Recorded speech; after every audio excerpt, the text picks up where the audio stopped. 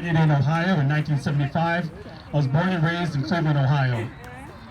We started our lives in the projects. My mom worked 3 jobs, got us to the suburbs, which were actually the hood of the suburbs. And I grew up around immigrants, refugees, in a Slovakian village called Bergtown, surrounded by Polish, Romanians, Bulgarians.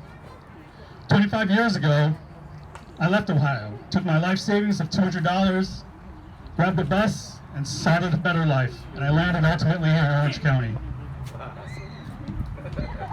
People ask why I'm here. They say, you look like a happy guy. You're content with life, James. You put yourself out there online. You put yourself out there on Instagram. Your kids' faces, your business faces. Are you worried? Are you worried that people will come after you? The only thing I'm scared of is regretting not doing something when I can. And that's now. I'm not one to hide in the shadow of hate. I'm not one to cower to racism. And I don't back down. I've been there and I've seen racism of all forms. I'm very content with life. One thing I promised myself was to always give back. Before the businesses, before the life I know, I came from poverty. I believe if you're in the position, you should fight back. I fought racism and hatred all my life. I've heard at least 1,000 slurs. Chink, gook, ching chong, ping pang, all those. Thousands of them. That I can even recall being beaten. Have you ever met somebody who was beat with a belt because they were Asian? Well, now you have. I've been beaten. People wrote on my face Chinese characters because they thought I was Chinese. Hundreds of incidents like that. Because where I grew up, it was either all white, 99.9% white, or it was 99.9% black. There was a couple Asians in there, a couple Indians, and we got the brunt of all the racism.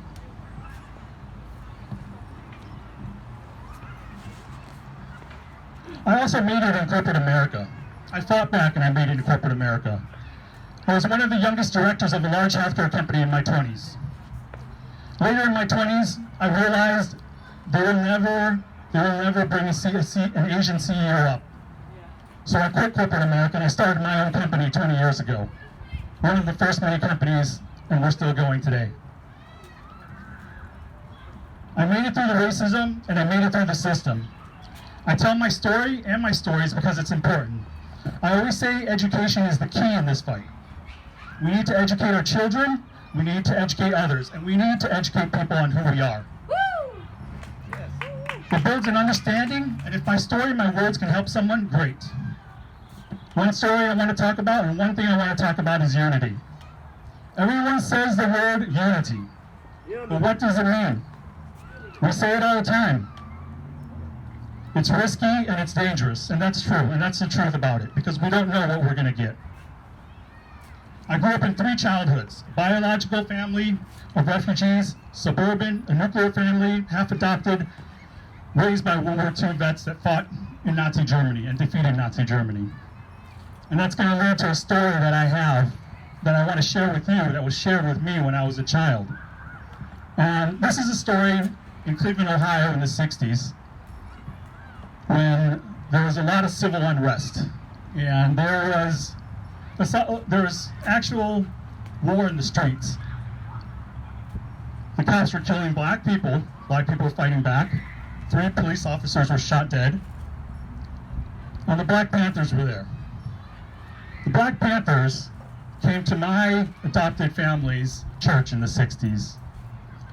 And it was an iconic church. It looked like Oxford, if you could imagine that. And they said, we're going to show you guys black power. We're going to come there, we're going to burn the place down, and we're going to come armed. And they did come armed. They gave a date, and they came. They came to the doors, and the doors weren't locked. The doors were open. The church had opened the doors and welcomed these Black Panthers, armed and all, into the church. And they said, we want to hear from you. We want to hear what you have to say. We want to experience and we want to know what you have to say. They invited these Black Panthers in, and they had the discussion. That's unity. And to this day, to this very day, Those Black Panthers, their children, their grandchildren, their great-grandchildren are part of that congregation now. That's unity. Unity is healing the divide that was created and moving forward. In order to achieve unity, we cannot place blame or point fingers. That's divide.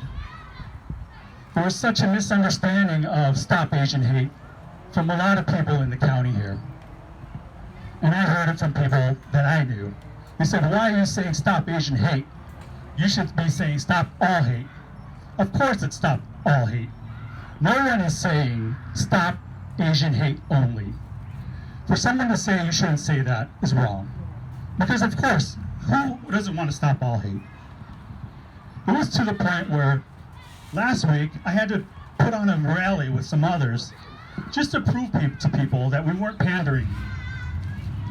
We're not crybabies, and I had to prove to them that, hey, all lives matter, stop all hate, it all matters, but we want to shine a light on the issues that are happening to us right now. And those who say, and I've heard this online, I've heard this from people, that it's all blacks that are committing the crimes to the Asians. No black person wakes up and says, I want to go hunting Asians, do they? It's crime and criminals. Crime of opportunity to a certain demographic, and that's Asians. It's mental issues, and it's ignorance. No white person wakes up and says, I want to be a white supremacist today, and I want to oppress Asians and crush their souls. America is racist by default. It's biased, it's racist. There's white privilege, of course. Where there's a majority, there will be a racism. We need to hold criminals who commit violent crimes accountable, no matter what color. We need to get people the mental help, regardless of what color or class. And we need to crush ignorance when we see it and send a message we won't tolerate it. We're all Americans, Americans with our own identity, but we need to start thinking united as a people. We need to stop attacking those who want to help us, and we need to stop alienating entire demographics by saying blacks are bad or saying whites are white supremacists, even if you believe it's true. It's dividing and it's racist, even if it's unintended. We need to start thinking strategically.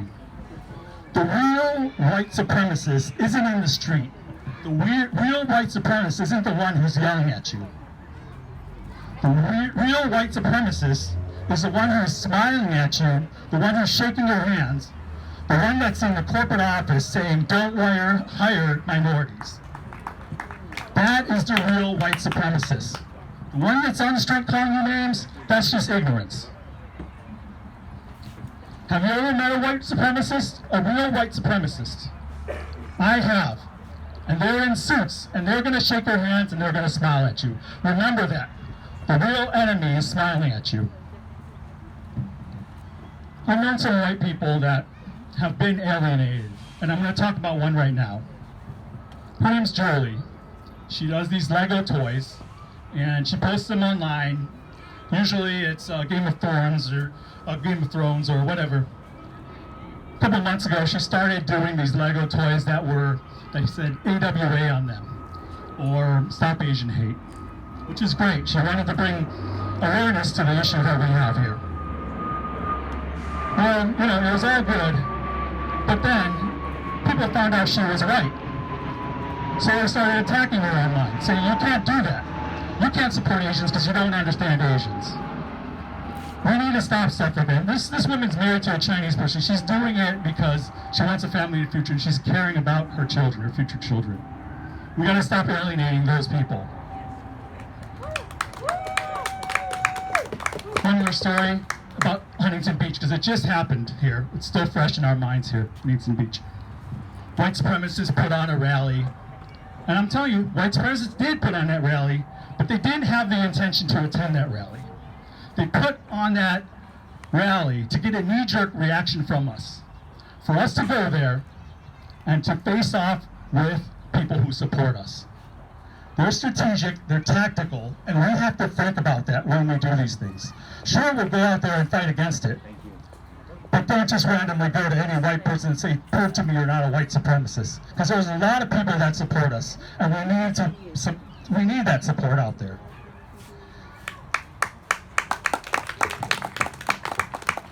One couple that was